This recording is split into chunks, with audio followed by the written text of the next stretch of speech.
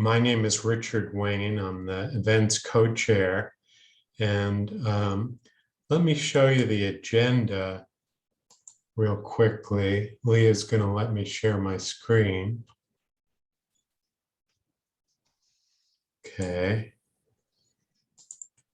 We have a pretty action-packed. Leah, give me a thumbs up if you could see that agenda. Okay. So as you could see, this is a very full agenda. We've got some of our usual things. Welcome, land acknowledgement. The creatives have an interesting piece. We have a guest who's going to be talking about chapter support. We have a new app that another guest is going to talk to us about.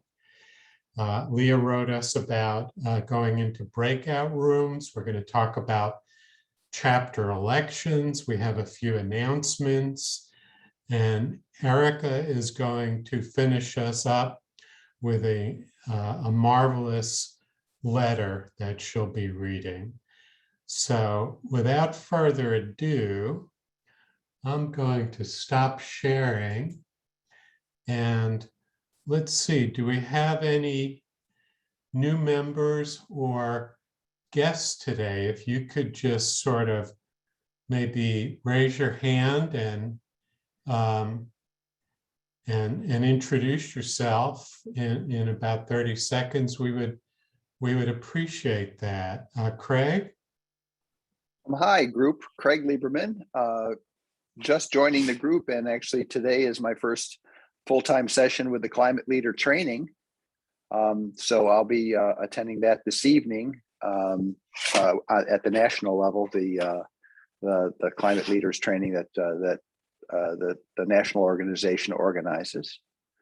Am I muted or can you hear me? No, we can hear you.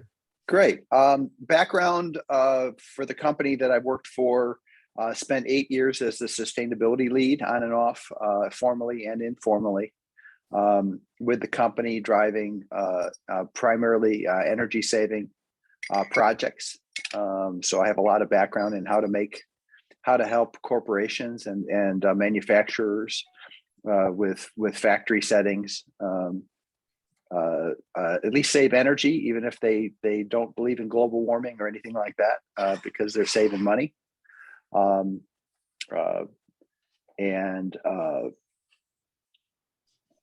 looking to help contribute in this area. So we're very happy to have you, Craig, and we look forward to your contribution. Is there anybody else who would like to introduce themselves? That's the only hand that I see up in Zoom, but of course, virtually, there's lots of different ways to raise your hand. Anybody else want to jump in before we get to the second item on the agenda?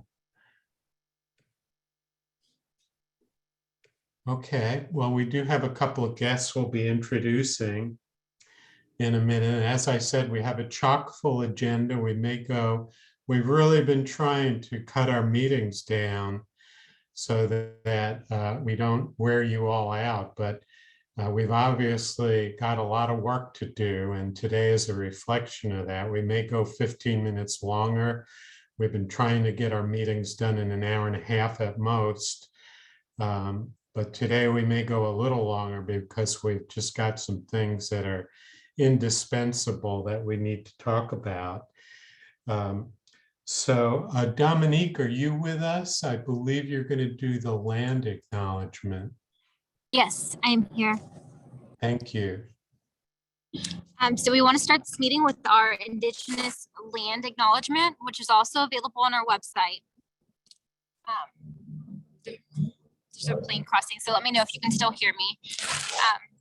In the DFW, we are standing and living on the land stolen from the Kickapoo, the Wichita, Tuakani, Kumanos, and Comanche people who have been harmed, yet continue to thrive in the process of colonization and white supremacy. I encourage all of us to go to the nativeland.ca and educate ourselves in the Native communities.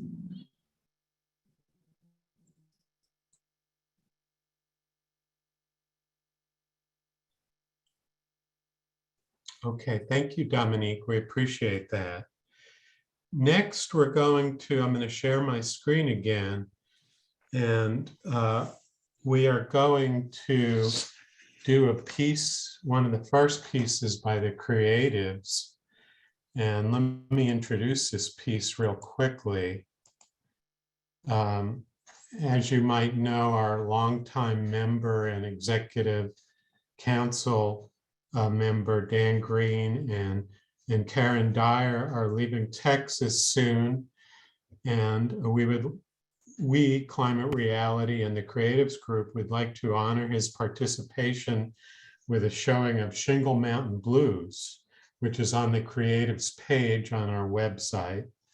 Dan has been a valuable creator, collaborator, encourager, and accomplice. We will miss him terribly. This video was the first piece to come out of the creative space. As Banksy said, art should comfort the disturbed and disturb the comfortable. The neighbors of Shingle Mountain were heartened when they saw a video was being made of their plight, and those of us who learned about the dump were truly disturbed. Some contacted the city council in outrage. As the city has taken steps to remove the polluting heap, Shingle Mountain is another example of how masses of efforts in many different forms can accomplish results. It encourages us to continue to add our small contributions, even though we may not think they will make a difference. I'm going to share my screen, share sound, and go to Shingle Mountain Blues.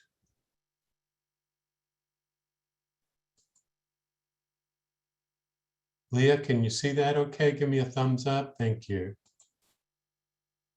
Well, I'm looking out my window and I'm repulsed by what I see.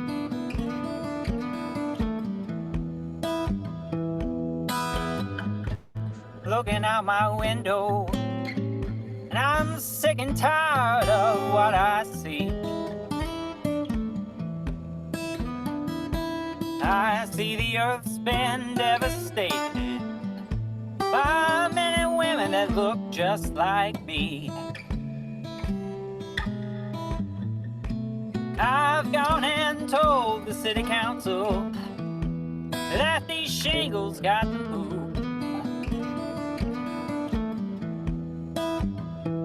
I've gone and told the city council, and now there's nothing I can do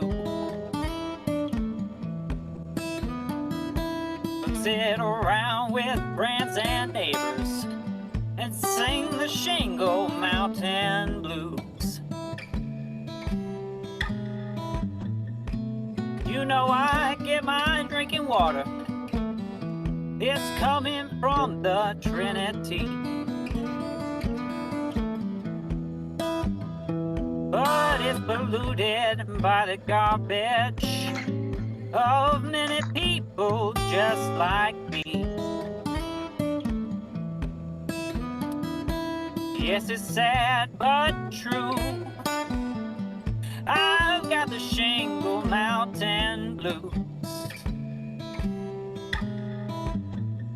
I think the earth has been forsaken, and I've been forsaken too.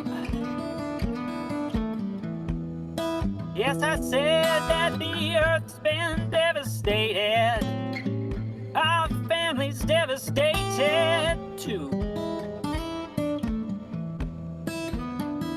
And now me and Marsha Jackson, we've got the Shingle Mountain Blues.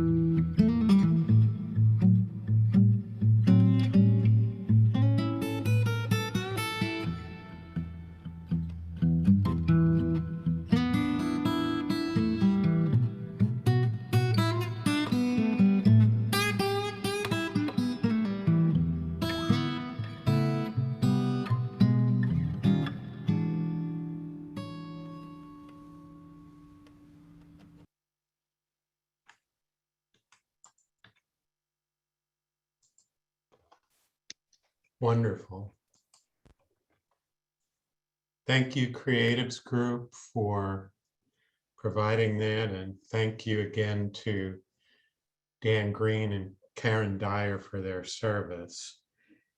Okay, next up, we have an introduction. Roger's going to introduce a special guest that we have from Chapter Support.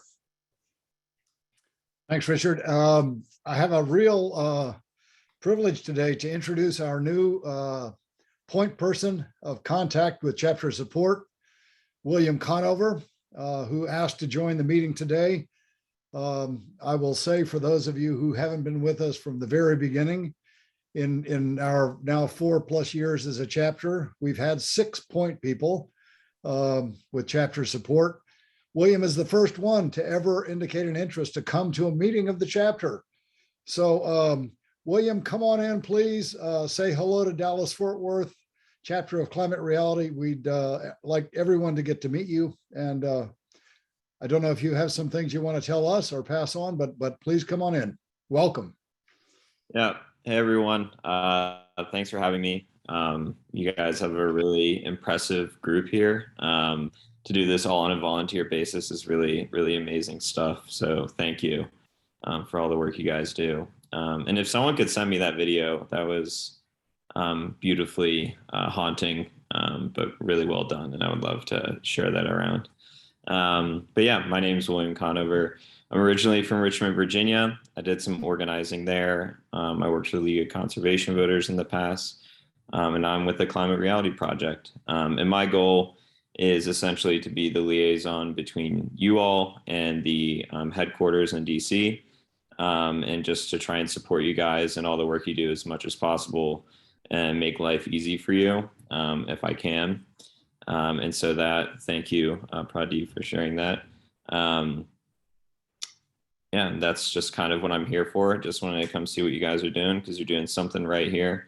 And yeah, thanks for having me. Great. Thank you, William, for coming to our meeting. We appreciate your attending and we appreciate the work you're doing.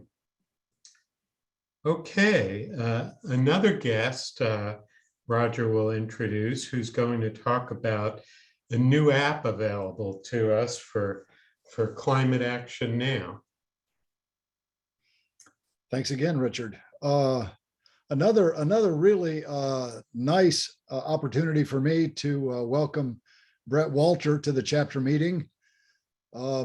Many of you in the chapter know Tim Gunny up in the New York chapter, Northern New York chapter. He won the Green Ring at the training last summer that many of you attended. So you know him at least in that context. He's been a tremendous organizer. Tim called me one day and said, I want to put you in touch with this guy named Brett Walter because he has this amazing app that he's created, and this thing is going to be a game changer. Now, I know Tim to be a little given to hyperbole. He is, after all, an actor in New York City. He's a high wire walker. He's a firefighter. He's kind of an all-purpose Renaissance man, and a lot of you have heard him start to talk. And I thought, well, it's easy to say game changer. But I followed up and I got in touch with Brett. Several of us from the executive committee spent some time with him and his team learning about his app, Climate Action Now. We were so impressed and so excited that we wanted to bring them to a chapter meeting as quickly as possible to give us a quick overview of the app and how to use it, and then to get as many of you signed on and beginning to use it as possible. I'm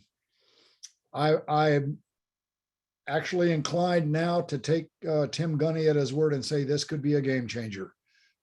This is a way to take action every day on your phone or on your computer, and blast out messages to change makers at every level. So with that, Brett and team from Climate Action Now, welcome aboard. Please come in and start telling us how to get involved using your app. Okay, well, thank you, Roger, for the introduction, and thank you for the opportunity to let us talk to your group. I got to say, Matthew and I, my colleague here is our head of content, have been to a number of chapter meetings now, and yours is the very first chapter where there was a lot of people before the starting bell, which was really impressive. So we're excited about working with all of you. I'm going to give you a little bit of background, and then Matthew is going to show you how you can get started with the app.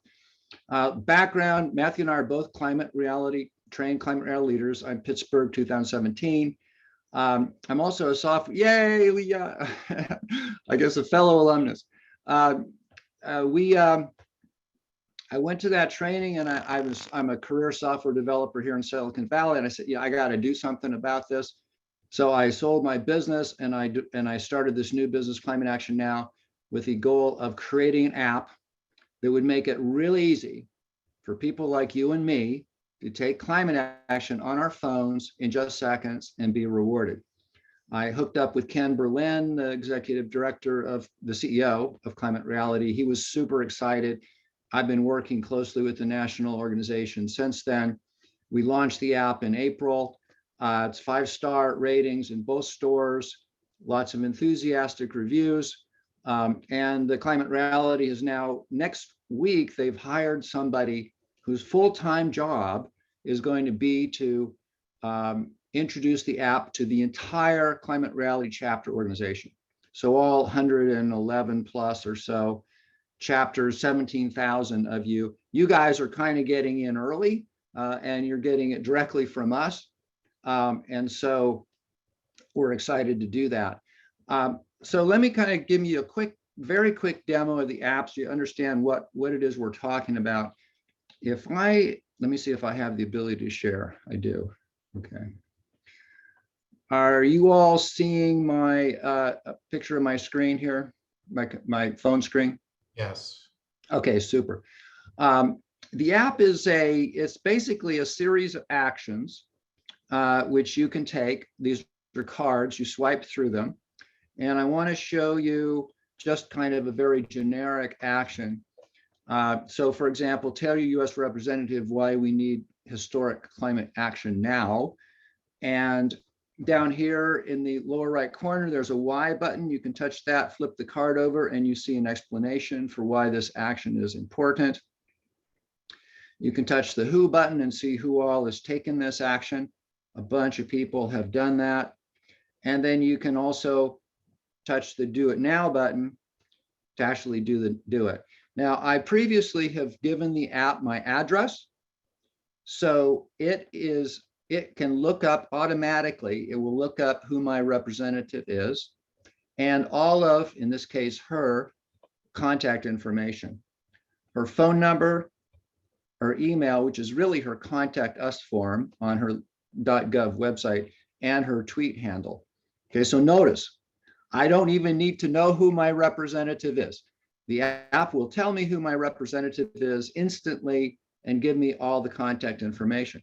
Now, if I want to call, Representative Eshu, who is my representative, a lot of you will say, well, I wouldn't know what to say. Well, that's why we have this What to Say button.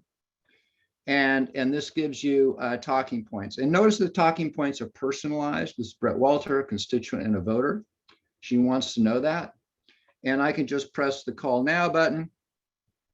And the app launches the phone app with her phone number. I'm now calling my representative.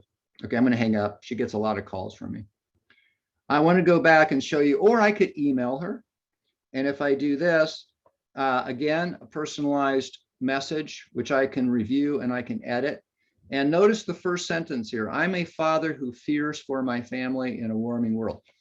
This is a personal statement, which I put into the app, and you can put your own personal statement in, and it becomes the very first sentence in every communication, every written communication that you make with your representative.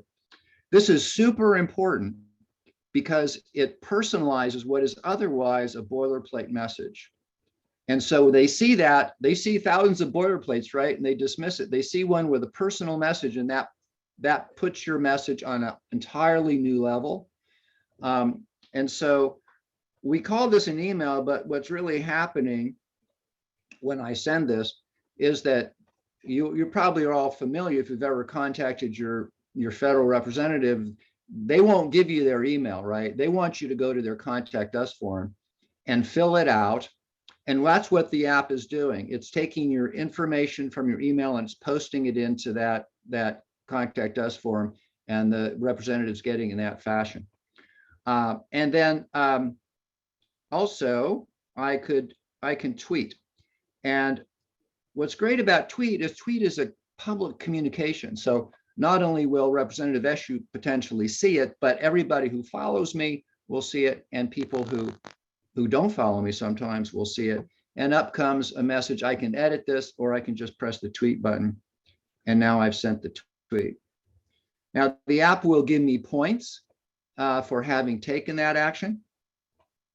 And this is a very cool thing. When every day in which you earn at least 1,000 points, those points count towards a real tree. And when you've earned 3,000 points, tree points, my company will plant a real tree on your behalf. Now, we don't ourselves plant it, of course. We do this with a nonprofit called Eden Reforestation Projects. And what they do is they take our money and they pay subsistence farmers around the world, mainly in Africa, sub-Saharan Africa, to actually plant trees and care for them on their own land. So this is not only an anti-carbon project, but it's a carbon sequestration project, but it's also anti-poverty. Now the app also can say, well, you've done your representatives, you want to contact your senator? I'll say yes. It brings up my senator, and then it will daisy chain through that. So I just want to emphasize here, notice how quickly, I mean, I've been talking the whole time, so it feels long and drawn out, but I can literally contact all 3 of my federal representatives in less than 30 seconds with 8 or 9 touches on the phone. I mean, if I accept the boilerplate, which most people do, okay? I want to, now each week, we do a campaign. And this week, well, the last couple of weeks, we've been targeting budget reconciliation. We started last Sunday with a tweet storm. Tim Guinea, who Roger mentioned, wrote a phenomenal, this was like a Michelangelo Sistine Chapel ceiling kind of effort by Tim Guinea. He wrote 1,800 personalized tweets targeting every US senator with very compelling messages and images. You'll see some of, I'll just show you one right here. So we took all those 1,800 messages, we put them in the app. App users are punching these things out like crazy. So here's an example. Senator Bob Casey at Senator Toomey from states at risk. Pennsylvania is projected to see an increase in severity in widespread summer, et cetera, and so forth. I say tweet, my tweet has been sent. I sent the tweet, I get points, and I get the next tweet. It's 1,800 tweets, which if I wanted to, I could pop them out over the course of several days, okay? So you get points, you earn trees. Oh, and then did I mention that when you contact an elected official, that counts as an act of leadership with the Climate Reality Project. And the app will, once you give the app your Reality Hub ID, the app will automatically record your active leadership with the national database. So you no more having to go to their form and fill it out and so on and so forth. If I may, I just take one more minute. There's lots more of great, interesting stuff. There's competitions.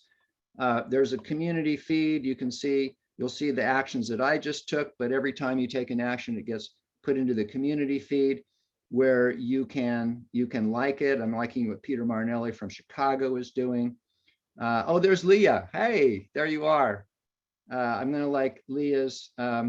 She's tweeted a senator. And this is really important stuff, folks. You want to get in there. We're building a community. Get in there, give people thumbs up, repost their stuff, like it, put your picture in there, for sure. Now, okay, does it work? Does it work? Is this all worth it? What I want to do is show you one report, which the Climate Reality Project gets on a regular basis from us. And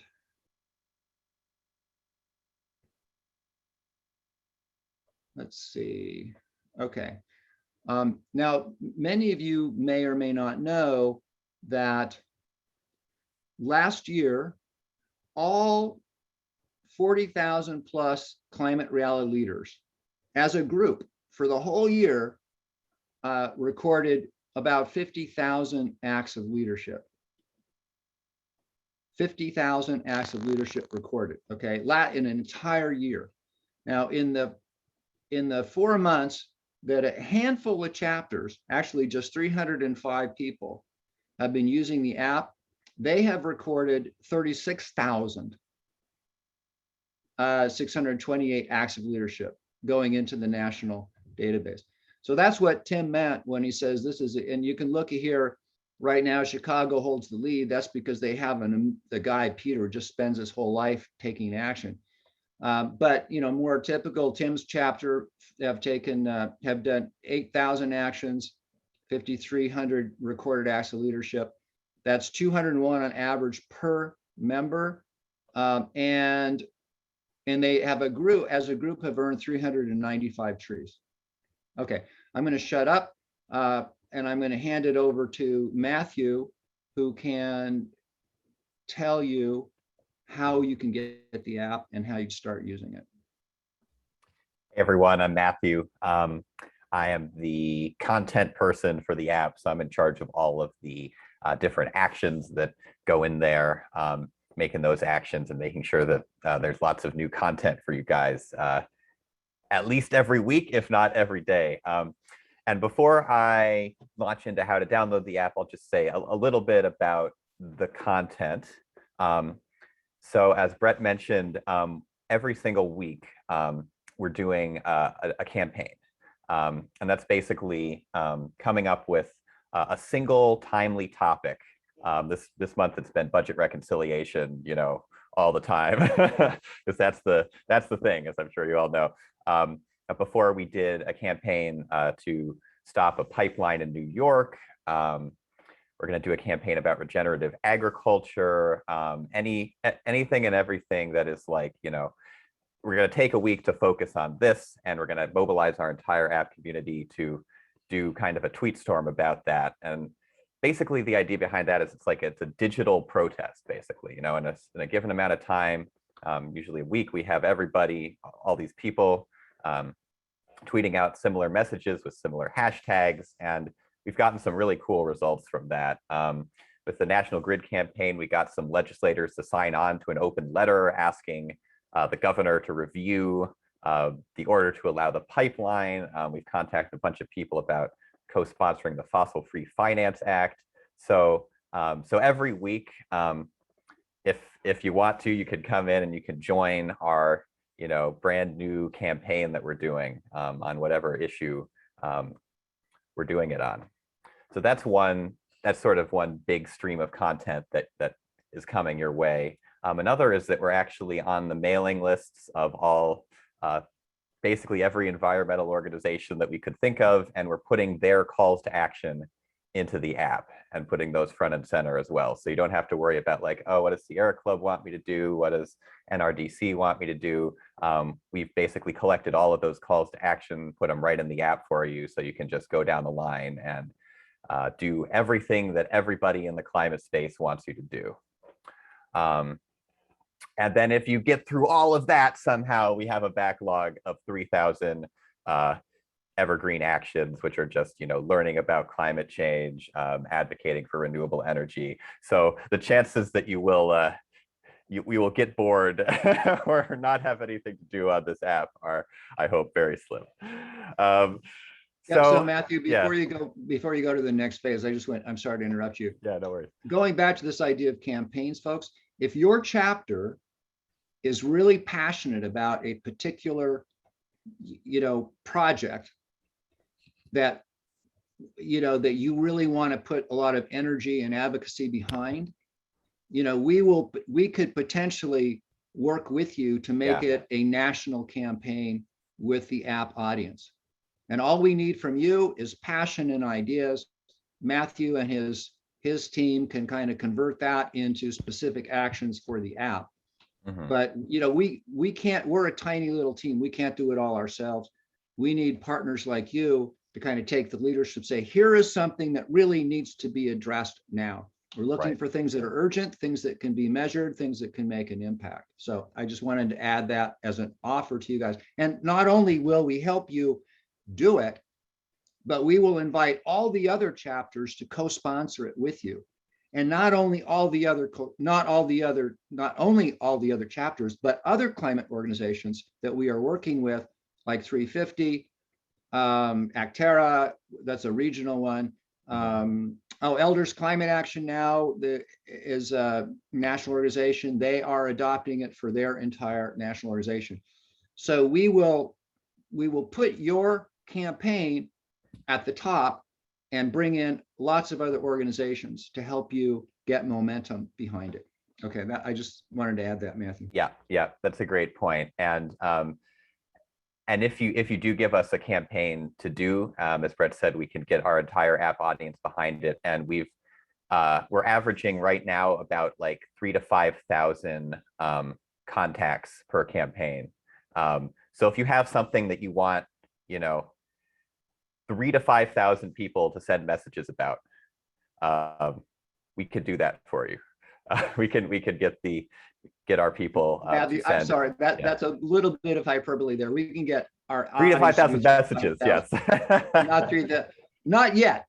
Yeah, not individual people. Correct. Sorry, but yeah, 3,000 to 5,000 messages sent to influencers about a topic that is important to you. So we very much hope that you guys will let us know when you come up with something. Okay, so now without further ado, let's get the app.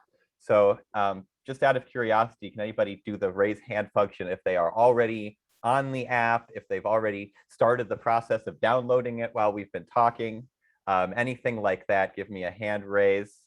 Let me just take a look. Okay, all right, we got some hands. Great, awesome. So real fast, for those of you who are already on the app or starting to be on the app, if you haven't yet gotten, or if you have gotten to a screen asking you for an invitation code and you have not entered it, if you said skip, then I'd like to take a second to get you guys into the Dallas cohort with an invitation code. So let me share my screen. I'll show you how to do that. So iPhone, iPad, AirPlay. May I just ask, is there a point at which we'll be allowed to ask some basic questions? Oh, yes. Good idea. Let me do this for the invitation code people. And then before we do it for everybody, I will do some general Q&A. Very good point. Gosh, how do we, there we go, that one. Zoom MacBook, that's what we want. There we go. All right, everybody see my screen? All right, perfect. Okay, and for those of you already on the app, to enter an invitation code and get in the Dallas Client Reality Project, you're going to go to this top 3 bars in the upper left here. You're going to tap on Settings. You're going to tap Invitation Code. And you're going to enter the number 140. And you should get this screen welcoming you to the Dallas-Fort Worth chapter. Go ahead and give me a thumbs up through the Zoom function or through your actual screen if you have that. Perfect. Awesome. So then you'll say, okay, let's go. And then probably you'll get something that looks like this. Is that right? So this is how you actually link up your Climate Reality account so you can record acts of leadership. So it's a little bit of a process. So I'll just show you really quickly how to do that. And then we'll go over it again once we do it with everybody. So you're going to go to the Reality Hub. I think is Reality Hub, climaterealityproject.org. If I'm not mistaken. I am mistaken. That's okay. So go to the Reality Hub. You're probably going to want to do this on your computer or your iPad or something else if you have access to that.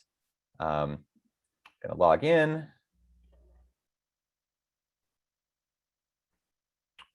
And then you're going to go to your profile.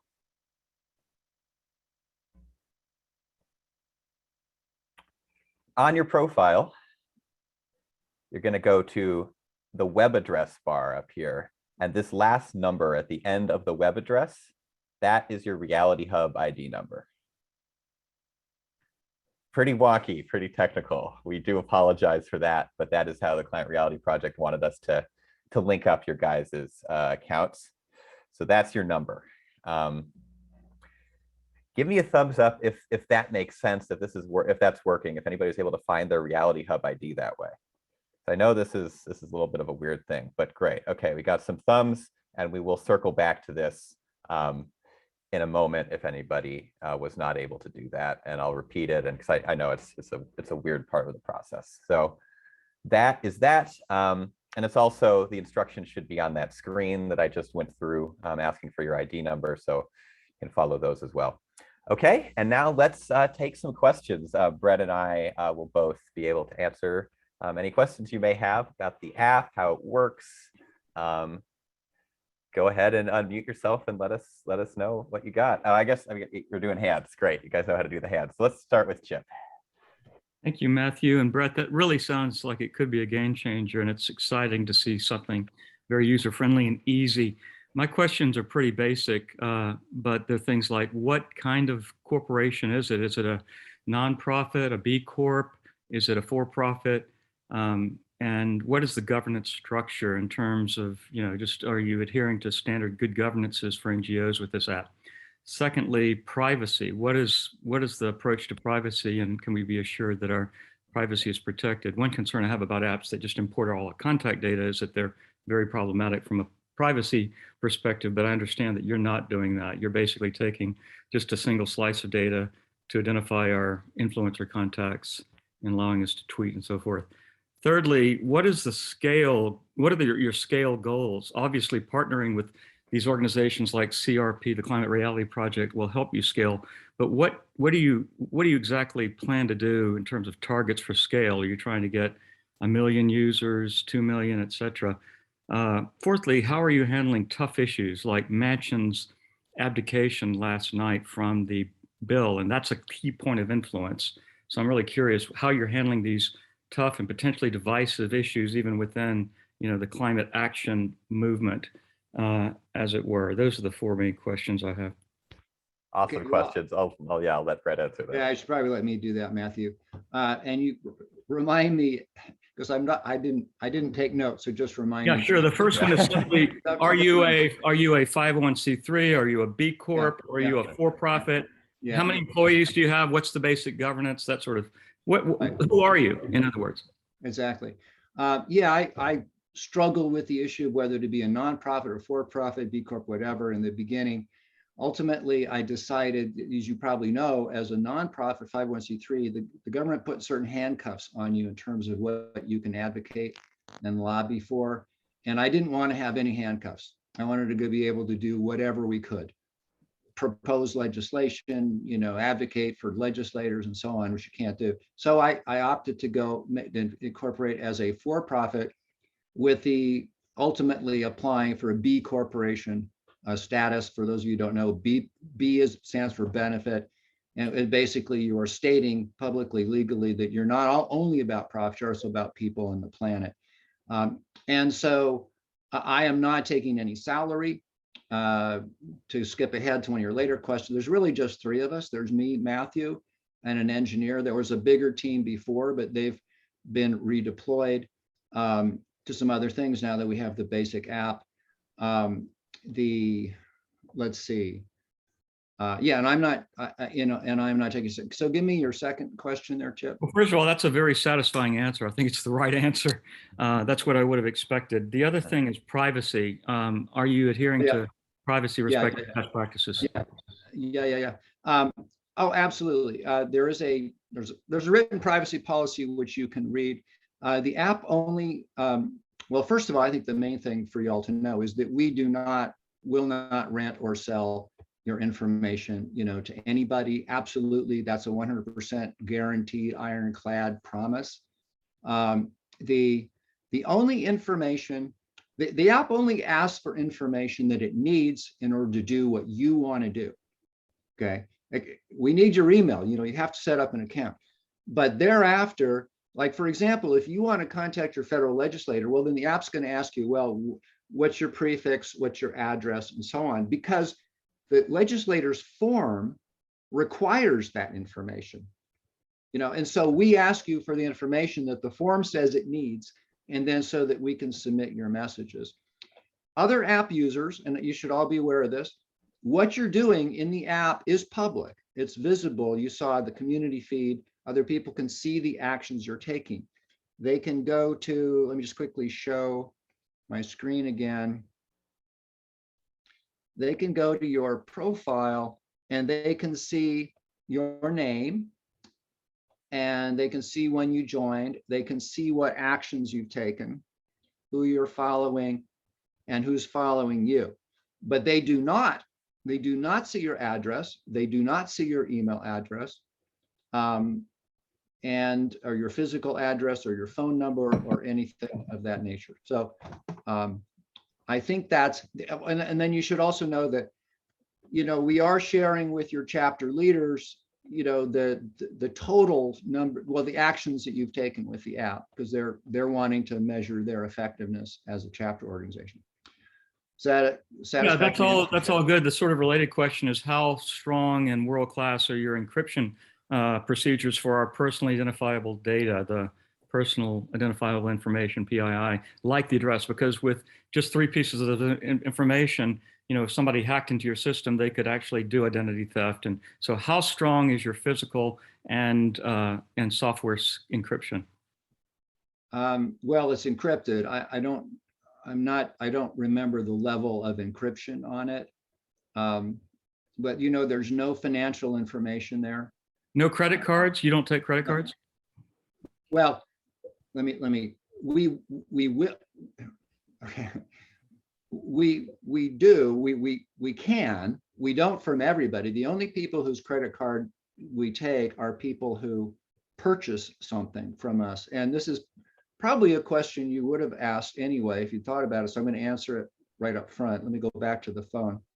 Question is, how do we make money? How do we survive? Well, so far it's been mainly out of my pocket. And by the way, folks, I'm not a billionaire, so I can't do this alone. But what we've got, are you all seeing my phone? No, seeing your computer. What are you saying? Phone.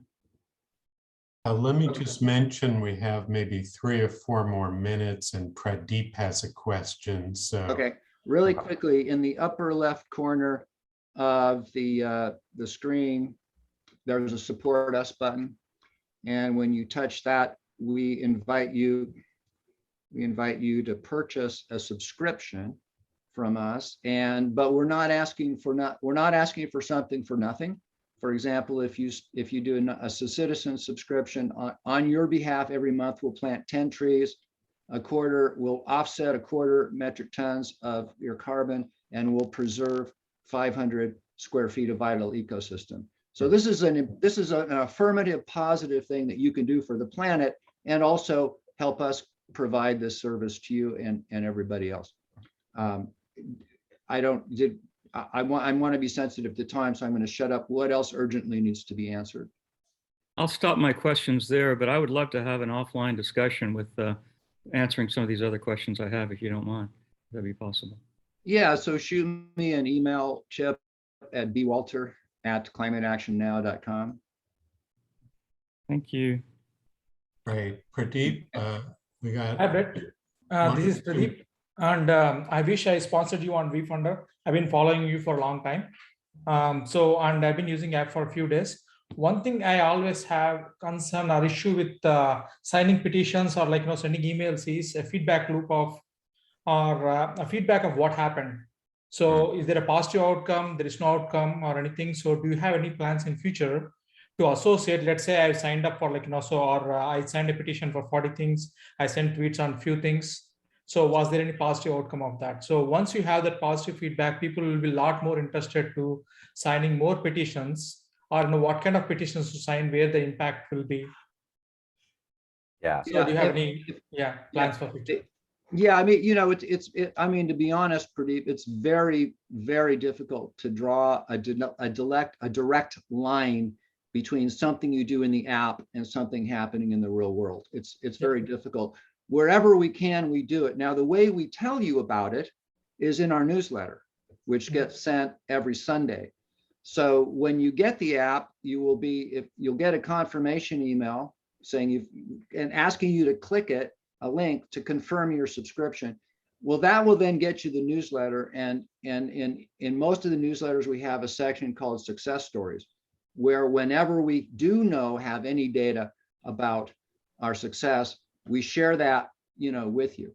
But I just want to say that in general, for everybody, the name of the game here is raising the decibel level.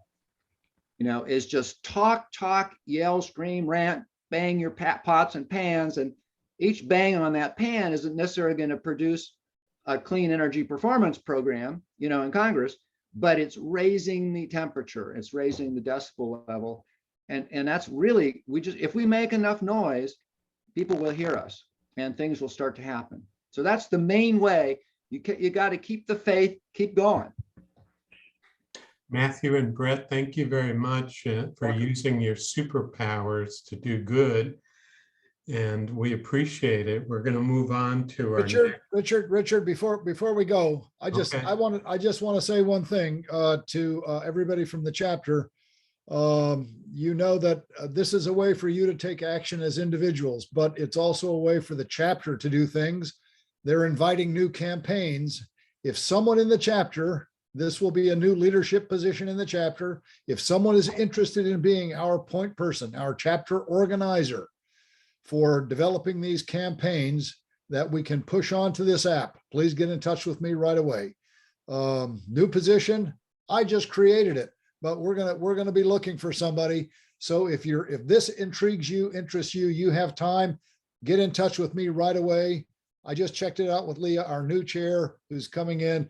She's on board. So if you want to work on this, let me know. We want to take full advantage of this opportunity. I want to say thanks personally to Brett and to Matthew for coming on board. I think this is very exciting. Thank you for having us. We really appreciate it.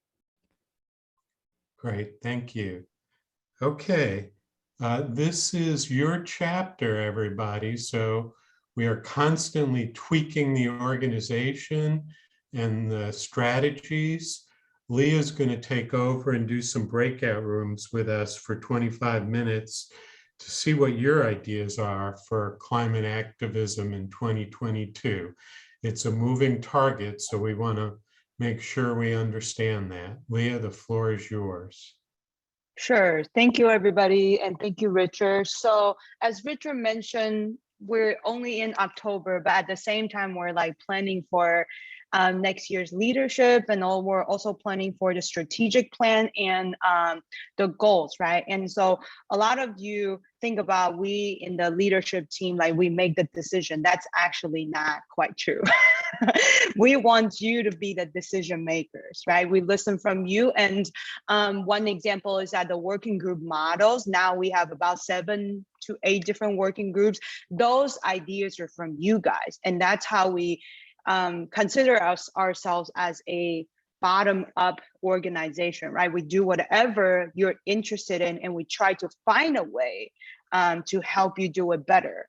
So for the next 20 minutes, I want to say, because I want to be sensitive about everybody's time, and we do have very important announcement coming up. So the next 20 minutes, I'm going to put you guys into breakout groups.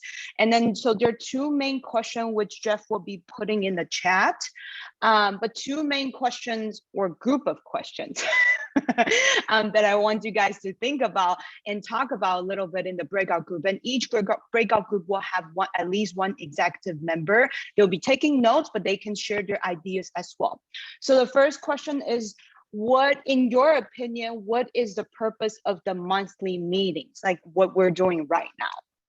And what do you guys want to see in the monthly meetings other than educational pieces? like what we know about carbon capture, or what do we know about renewable agriculture, regenerative agriculture. So that's the first one, purpose of the monthly meetings. The second one is that in the past year or two, what obstacles have you encountered in your own activism, right? Trying to involve your community or in the chapter in general. And has something made it difficult for you to be involved in chapter activism? How can we improve as a chapter? So these two are the two groups of questions. I know there are like more than 5 questions, but many of you know I teach in colleges and that's what I do to students. 2 groups of questions for you guys to think about, 20 minutes. 20 minutes. Sounds good? Okay, awesome. And then the executive committee will take notes and let me open my breakout groups. All right.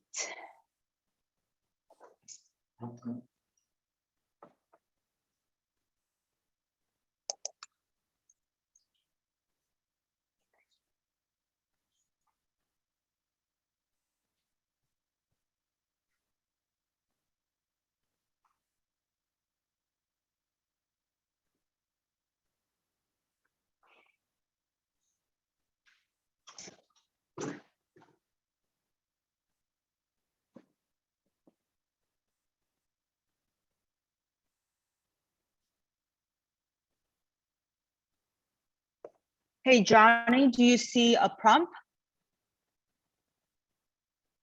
I think you're on mute. I don't see a prompt.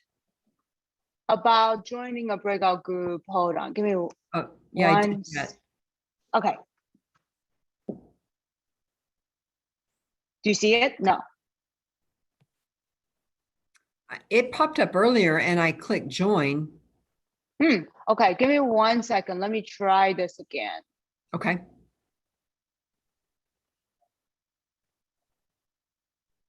Okay, I see it. Okay, great. Awesome. Thank you. Ooh.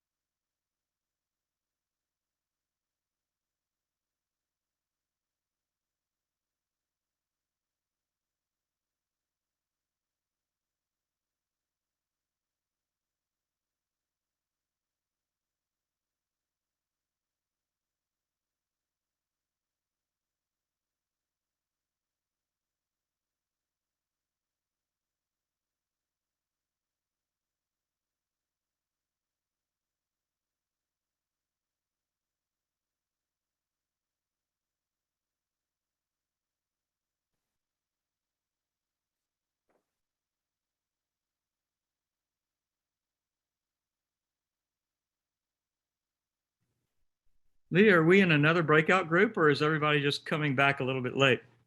People are coming back. They have another 10 seconds to come back. Oh. Yes.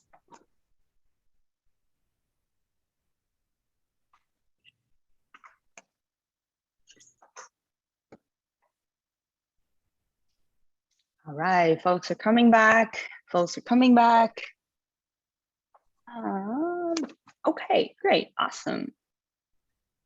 All right, so because of our time constraints, but I know all the executive committee members has taken some notes, and we have a document compiling all of your feedback, and we'll work on those in the next month or two and keep you guys updated either in probably in January, early January. But thank you so much. Okay, all right, back to you, Richard. Thank you, Leah. That was fun. Okay, a few announcements, and first we're going to talk about an upcoming event at the Federal Reserve Bank in Dallas on October 29th. And Dominique, I believe, is still with us. Leah, you said you had some slides, so we might as well put those up if you wish while we're talking. We're going to try and keep each of the announcements to 2 or 3 minutes. Did we skip elections completely? Oh, I did, didn't I? You're right. Let me go back to my apologies. I'm over-organized. Elections. You're right. Right, chapter elections. We do have Madeline Lee. We want to thank her for her service in managing the elections this year. And I think she wants to share her screen and yes, explain what's going on with the elections. Thank you, Madeline.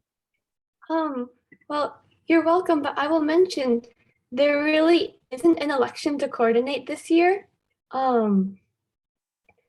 But luckily we have wonderful chapter members who did step up.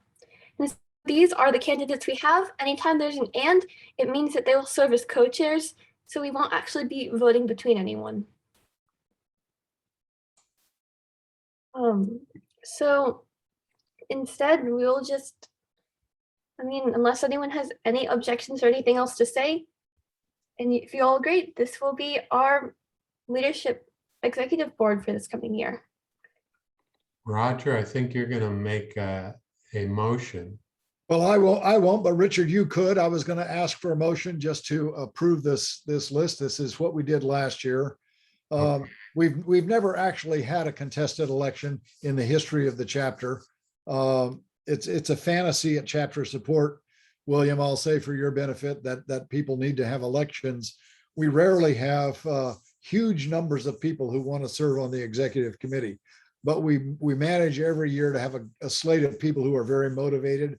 I'm excited that we've got co-chairs in a couple of crucial committees this year. I think going forward, we're going to be in great hands. So if you would make a motion, we'll just approve this list by acclamation.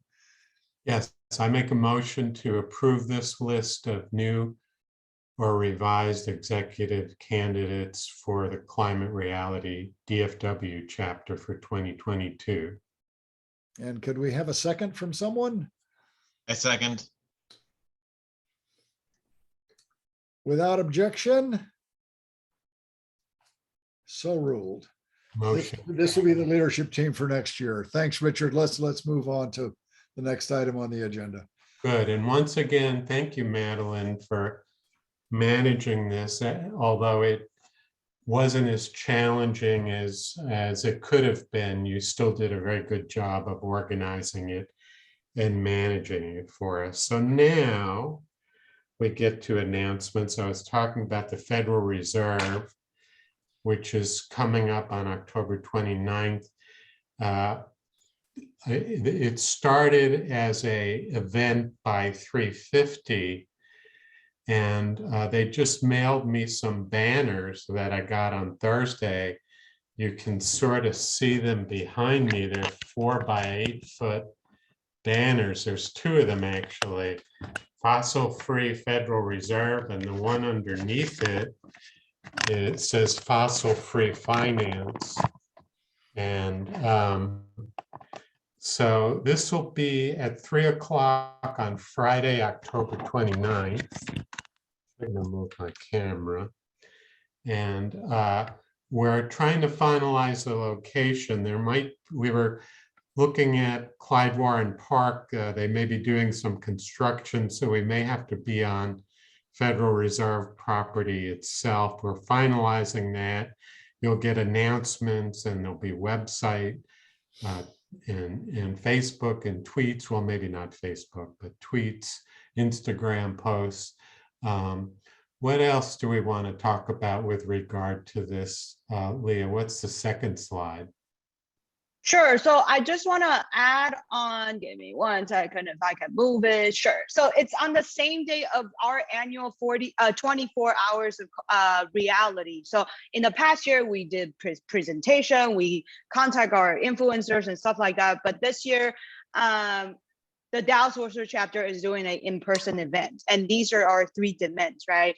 We want actual and immediate reductions of greenhouse gas emission ahead of COP26. So if you don't know about COP26, I believe many of you do, but it's the first week of November, starting on October 30th, and all world leaders is gonna meet in Scotland, and they're gonna talk about their commitments and stuff like that. But across the globe and nation, a lot of climate organization is hosting events, really making sure our leaders hear us loud and clear. So we are doing this, we are the host.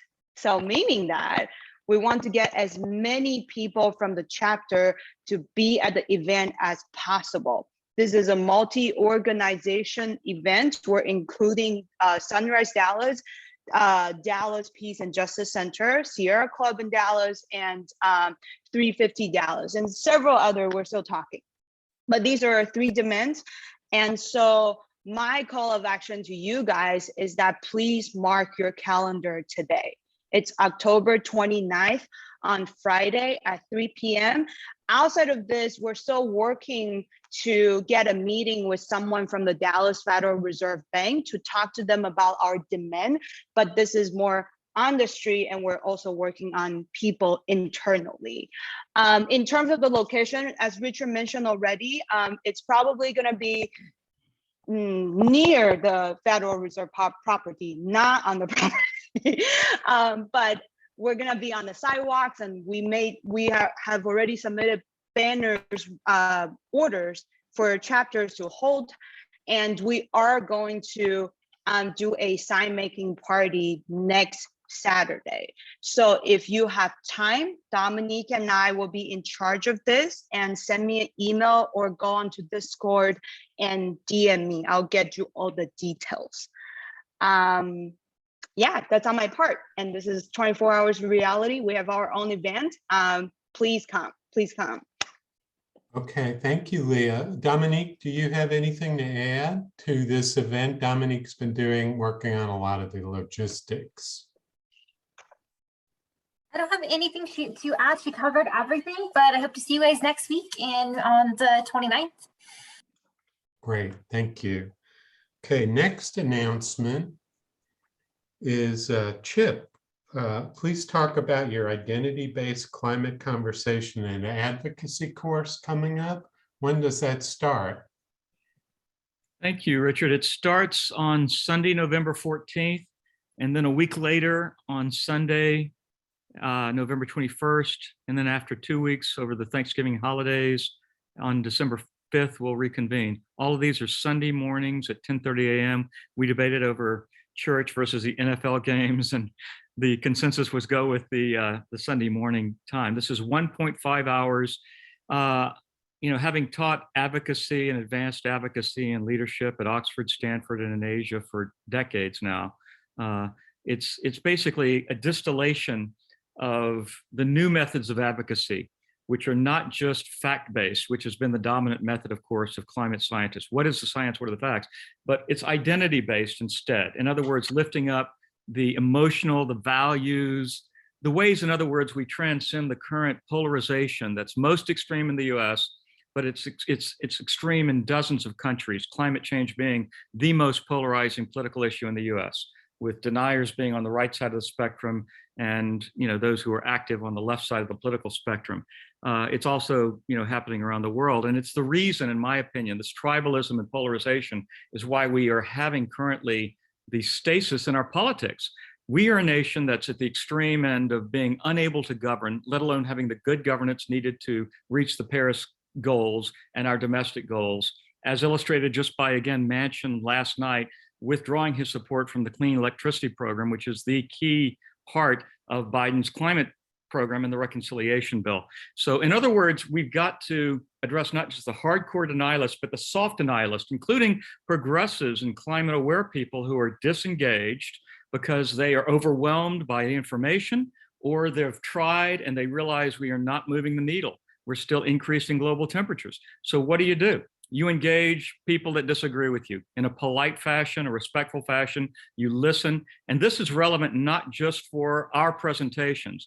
The Al Gore presentation is, after all, a PowerPoint slideshow that's mainly about the climate change, the extreme weather events. It's fact-based primarily, although in the last couple of years, the project has injected the idea of storytelling and emotions and some values to some extent.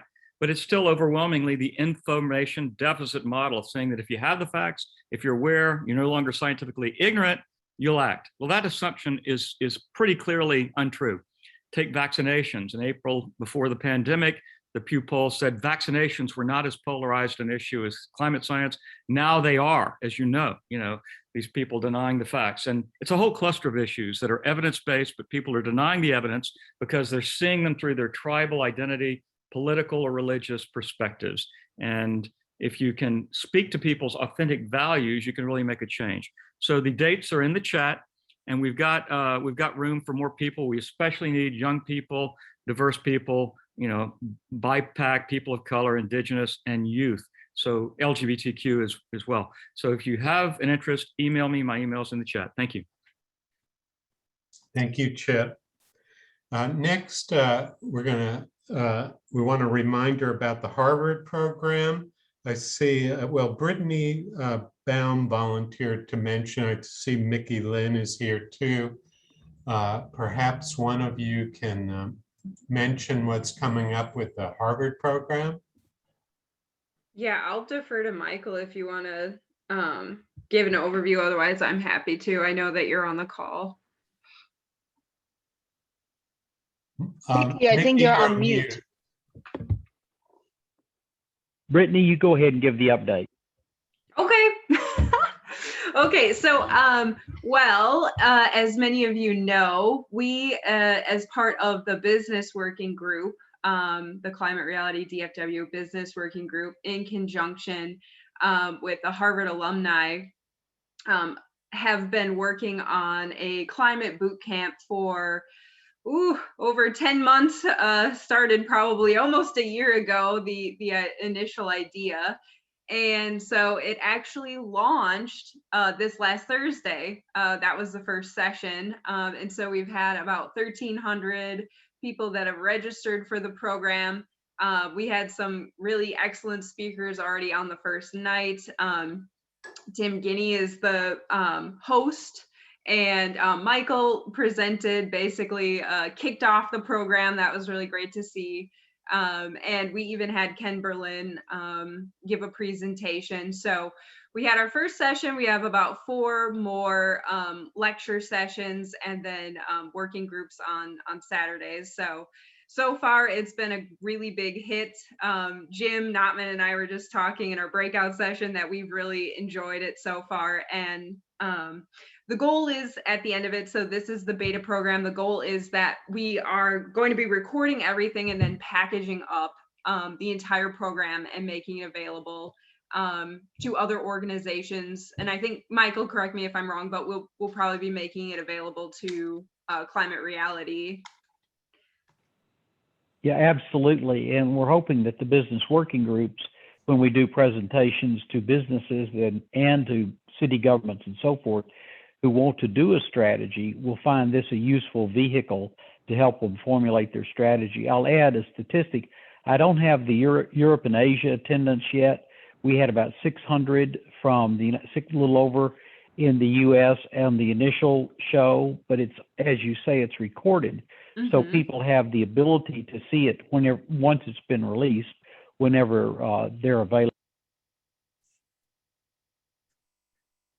Great. Thank you, Brittany and Mickey. Appreciate the update. Our last announcement is Roger, you mentioned the global training. You want to talk about that? I think it starts today. I do want to just say a very quick word. I know we have some people on this call who are participating in this training, but I think it's important to let everybody know. We were impressed just 2 years ago that Climate Reality had finally reached 25,000 trained leaders. And then we were shocked to hear last July that 14,000 people had applied for the first global training. And that continued in August. We had a training program then in April of this year in the US, and then a Latin American training in July. This is the global training virtually this year. And again, almost 11,000. It was 10,990 something people applied for this training. There's every reason to think that by the time this training is done next weekend, Climate Reality will be somewhere between 43 and 45,000 trained leaders. We're now in 171 countries, up from 152 just a year and a half ago. So as the organization is saying, this is our moment. Several people in the chapter are involved in mentoring. I do want to give a shout out again to Jim Notman, who wasn't initially selected to mentor, but one of my mentors dropped out, and I immediately recommended Jim. So with 1 day's notice, he has taken over a group of mentees for the training program. So it's very exciting. We're bringing in a lot of newly trained members to this chapter. For those of you who are in the training, I hope you enjoy it this evening, and we'll be looking for ways to get you all involved actively in the chapter going forward. With that, thanks, Richard. Thank you, Roger. Good.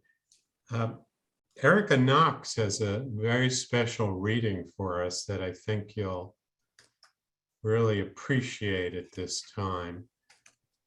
So Erica, the floor is yours. Hi, thank you. I hope you'll be patient and just and let this sink in. This is a writing letter from Dr. Clarissa Pincola Estes. Some of you may know her book, Women Who Run with the Wolves. It's a wonderful book. I recommend it. And this is called Letter to a Young Activist During Troubled Times. She writes for the soul. So please just, if you can try to open and let it sink in, you might want to close your eyes. I don't know. Okay, here we go. Mis estimados, do not lose heart. We were made for these times. I have heard from so many recently who are deeply and properly bewildered. They are concerned about the state of affairs in our world right now. It is true, one has to have strong cojones and ovarios to withstand much of what passes for good in our culture today. Abject disregard of what is the soul finds most precious and irreplaceable, and the corruption of principled ideals have become, in some large societal arenas, the new normal, the grotesquerie of the weak. It is hard to say which one of the current egregious matters has rocked people's worlds and beliefs more. Ours is a time of almost daily jaw-dropping astonishment and often righteous rage over the latest degradations of what matters most to civilized, visionary people like yourselves. You are right in your assessments. The luster and hubris some have aspired to, while endorsing acts so heinous against children, elders, everyday people, the poor, the unguarded, the helpless, is breathtaking. Yet I urge you, ask you, gentle you, to please not spend your spirit dry by bewailing these difficult times. Especially, do not lose hope. Most particularly because the fact is, we were made for these times. Yes. For years, we have been learning, practicing, been in training for, and just waiting to meet on this exact plane of engagement. I cannot tell you often enough that we are definitely the leaders we have been waiting for, and that we have been raised since childhood for this time precisely. I grew up on the Great Lakes, and I recognize a seaworthy vessel when I see one. Regarding awakened souls, there have never been more able crafts in the waters than there are right now across the world. And they are fully provisioned and able to signal one another as never before in the history of humankind. I would like to take your hands for a moment and assure you that you are built well for these times. Despite your stints of doubt, your frustrations in writing all that needs change right now, or even feeling you have lost the map entirely, you are not without resource. You are not alone. Look out over the prow. There are millions of boats of righteous souls on the waters with you. In your deepest bones, you have always known this is so. Even though your veneers may shiver from every wave in this stormy royal, I assure you that the long timbers composing your prow and rudder come from a greater forest. That long-grained lumber is known to withstand storms, to hold together, to hold its own, and to advance regardless. We have been in training for dark times such as this since the day we ascended to come to Earth. For many decades worldwide, souls just like us have been felled and left for dead in so many ways over and over. Brought down by naivete, by lack of love, by suddenly realizing one deadly thing or another, by not realizing something else soon enough, by being ambushed and assaulted by various cultural and personal shocks in the extreme. We have a history of being gutted. And yet remember this especially. We have also of necessity perfected the knack of resurrection. Over and over again, we have been the living proof that that which has been exiled, lost, or foundered can be restored to life again. This is as true and sturdy a prognosis for the destroyed worlds around us as it is for our own once mortally wounded selves. Though we are not invulnerable, our risability supports us to laugh in the face of cynics who say fat chance or management before mercy and other evidences of complete lack of soul sense. This, and our having been to hell and back on at least one momentous occasion, makes us seasoned vessels for certain. Even if you do not feel that you are, you are. Even if your puny little ego wants to contest the enormity of your soul, that smaller self can never, for long, subordinate the larger self. If you are still standing, ragged flags or no, you are able. And thus you have passed the bar, even raised it. You are seaworthy. In any dark time, there is a tendency to veer toward fainting over how much is wrong or unmended in the world. Do not focus on that. Do not make yourself ill with overwhelm. There is a tendency, too, to fall into being weakened by perseverating on what is outside your reach, by what cannot yet be. Do not focus there. That is spending the wind without raising the sails. We are needed. That is all we can know. And though we meet resistance, we more so will meet great souls who will tell us, love us, and guide us, and we will know them when they appear. You have all the resource you need to ride any wave, to surface from any trial. One of the most important steps you can take to help calm the storm is to not allow yourself to be taken in a flurry of overwrought emotion or despair, thereby accidentally contributing to the swale and the swirl. Ours is not the task of fixing the entire world all at once, but of stretching out to mend the part of the world that is within our reach. Any small, calm thing that one soul can do to help another soul, to assist some portion of this poor, suffering world, will help immensely. It is not given us to know which acts or by whom will cause the critical mass to tip toward an enduring good. What is needed for dramatic change is an accumulation of acts, adding to, adding more, contributing. We know that it does not take everyone on earth to bring justice and peace, but only a small determined group who will not give up during the first, second, or 100th gale. One of the most calming and powerful actions you can do to intervene in a stormy world is to stand up and show your soul. Soul on deck shines like gold in dark times. The light of the soul throws sparks, can send up flares, build signal fires, causes proper matters to catch fire. To display the lantern of soul in shadowy times like these, to be fierce and to show mercy both, are acts of immense bravery and greatest necessity. Struggling souls catch light from other souls who are fully lit and willing to show it. If you would help calm the tumult, this is one of the strongest things you can do. There will always be times in the midst of success right around the corner, but as of yet unseen, when you feel discouraged.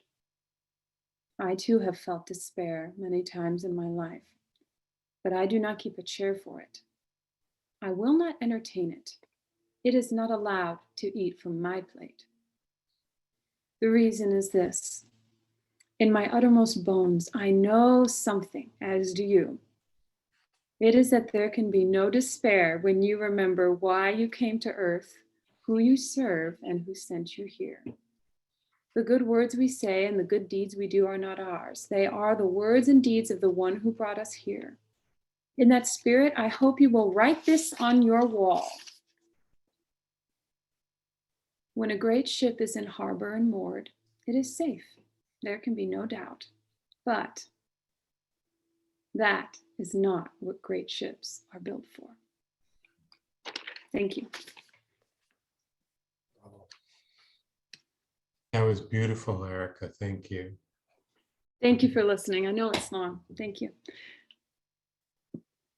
If you could mention, Erica, about the dance troupe coming up in November, I think you're helping coordinate that. Could you mention when and what that is briefly, please? I would love to. So on November 6th at 11 a.m., we're doing a restorative movement class. I'm going to be leading it, and Lynn, some of you guys may know Lynn, will be helping me. Yes, I do have a link to the reading. I'll send that. It's going to be, no experience necessary, no dance experience necessary, none of that. It should be really uplifting, connecting, just a way to get yourself feeling not so in your head and in your body, in community with other people. So I hope you'll come. It's at Parkway Central Park in Arlington. There's going to be a post on Instagram. It'll be out on Discord. You can find the info. Alex is helping me advertise for it. I'd love to see you guys there. And let me send that reading really quickly so that you guys can have it if you'd like to look it over again. And what's the date of the restorative dance again? November 6th, Saturday at 11 a.m. And here is the link right here. And let me see, November 6th, 11 a.m. Parkway Central Park in Arlington. Okay. Not November. Okay. If anyone would like to share any reflections on that reading, I'd be happy to hear it, but I know you probably all, I don't know, whatever. I just wanted to open that up. That would be my last contribution if you want to share anything about that. I don't see the links yet in the chat. You don't? Could you send it to everyone? Maybe a direct message. Oh, sorry. I sent that. Oopsie. I'm sorry. That was my fault. Okay. Let me go to the group. Sorry, guys. That's the reading. And that is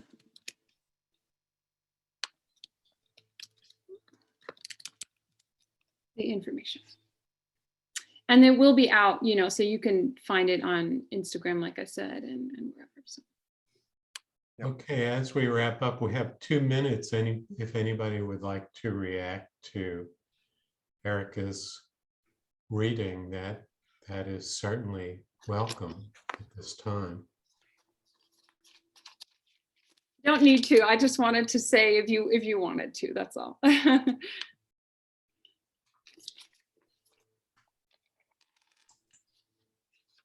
Okay. Thank you. Thank you for listening. Thank you, Erica. Plenty to think about in that reading. Good. Well, we are done for the day. Thank you for your patience. Thank you for hanging on. A few of us will stay on if you have any questions, but we are officially adjourned. Thank you all for attending. Bye-bye.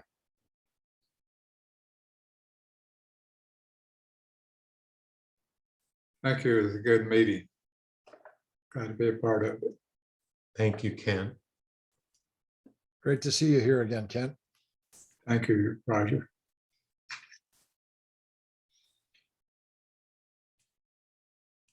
Bye, Brittany. Bye. Bye, everyone. Great newsletter. Oh my God. Fabulous. Fabulous. Yes. Sorry. No, Late, but better than never. It's terrific. Thank you so much. Of course. Yeah. Hopefully we'll get it sent out in an email too, or, you know, in part of our weekly correspondences as well. I'm just looking at it. It's very impressive. Thank you. Thanks, Chip. What a creative, passionate group of people we have. Yeah, the Harvard thing was really great too. I attended the first session, and Oh, yeah, that's right. I saw you. I liked it when you came on. kudos to you and Mickey and everybody that helped with that. It's very impressive. Yeah, it's crazy to see it all coming together now. Yeah, it's really high quality. I'm impressed by it. Well done. Are you planning to attend the other sessions too? I'm going to try. I'm not doing a strategic plan because I'm not one of the business people struggling with that. But I am going to attend the big public events if I can. If I don't have a conflict, and I don't think I do. Oh, good. Yeah. And then they'll all be recorded and available. So as long as you're able to get into the platform, then you can watch it afterwards if you do have a conflict. So yeah. Who did the platform? Is that the same group that did the Climate Reality Platform Hub and all that, or is No, so it's Will Lynn, so Michael's son. That's right. Wow. Yeah, so it's his platform, I guess. So he and AJ put that together and then like manage it. So yeah, it's really cool. I mean, I had seen a few iterations of it, but I really like where it's landed. Especially like I thought it was awesome in the beginning. I hopped onto the presentation a bit early, but yeah, I loved like there was some videos up front with music, very relaxing. So yeah, it's cool. It's amazing. It is cool. I mean, there were some bandwidth issues, but I've attended UN events and other huge NGO events that aren't working as well as this one. So they did a good job putting in things in presentation mode. I think they learned that as they were going. That's very important. It's very hard to read the small text otherwise, as several participants noted. But yeah, it was very, very good. Yeah. Oh, and I see Mark's on. Kudos to Mark too. Mark has been putting in lots of hours as of late. Yeah, we discussed tons of hours. Hey, just so people know, that actually runs on Wix. So all its baseline is from Wix, the same service that we're using for the Climate Reality. Yeah. Oh wow, I had no idea. And that was a good meeting, Richard. Thank you so much. Oh, sure. Right. Almost forgot about elections, but I knew somebody would keep me honest. They went more smoothly than any elections I've ever seen. That was beautiful too. Kudos for that as well. All right, I'll see y'all. Have a good weekend. Thanks, y'all. Bye, everyone. Bye, Chip. Take care. Hey, thanks, Brittany, for all your help on the thing too. Oh, yeah, sure. Oh, it's been great. I mean, your input was invaluable. So thanks. Good. Yeah. Take care, guys. All right. Bye, Mark. Bye-bye. Bye-bye.